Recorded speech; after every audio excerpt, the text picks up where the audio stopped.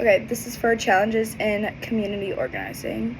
How can organizers ensure that marginalized voices are centered in a campaign or cause?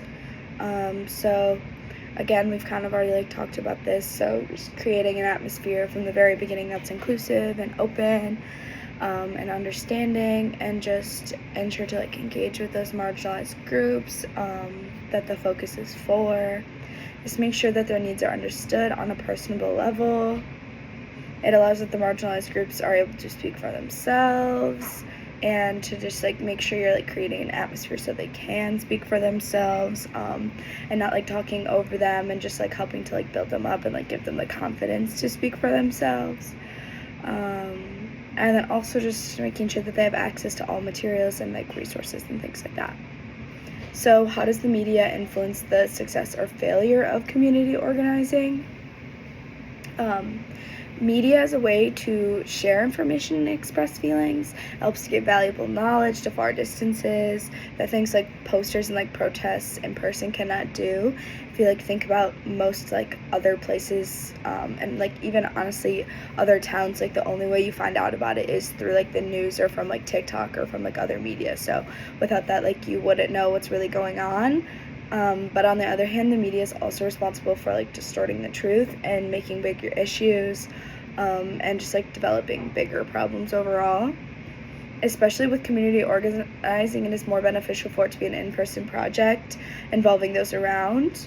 Once the organizing efforts reach a further audience, they can still support, but it isn't going to really help. That's a thing, is they're able to do donations and things like that, but it's more important to have those people working and helping hands-on. How can community organizers effectively raise funds and resources for their cause in today's media-savvy field? So the media can be used to share compelling stories, reach a larger audience of donors, and help to collaborate with influencers.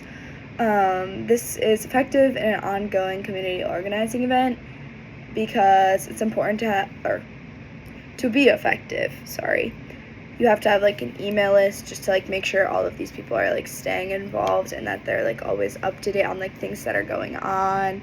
And a lot of these will be really far distance, so not only should you have in-person events and things like that, but just making sure that there's online ones so that they can know what's going on as well. It's a good way to gain sponsors and collaborate with other brands and businesses, and a good way to use the technology over just scrolling on social media and things like that. So what strategies can be used to counter opposition from groups with more financial or political power? So just making sure that the community organization has alliances across situations with similar goals and values. Use social media and broadcast the events to encourage others to spread the news. I feel this one is a hard one, especially just because there's always going to be these groups in general, and typically they do have more power over the groups. So just trying to work through that, start small, and just stay keep courage that it's going to work out, and keep building the organization so eventually you're able to go against these groups. And then there is other ways that it can become you can go legal wise, which is going to court, you can hold hearings, and you can lobby for policy changes. How can technology and social media be both an advantage and a challenge in organizing? I feel we kind of already touched on this, but overall it reaches a broader audience. This makes it easier to spread the word, and there are so many diverse platforms, so all types of people are aware. Because obviously in today's time, people our age aren't really going on Facebook or watching the news and things like that, so having it on other platforms is more beneficial so that everyone can see it. It's also low cost, has great tools, makes it really easy.